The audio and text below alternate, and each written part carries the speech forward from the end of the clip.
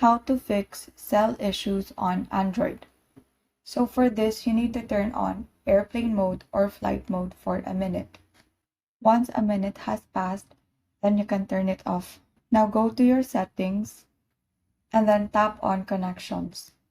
Select mobile networks and then choose the SIM that you are currently using. For this, I am using SIM 2, therefore I will be tapping on SIM 2 and then select 2G only.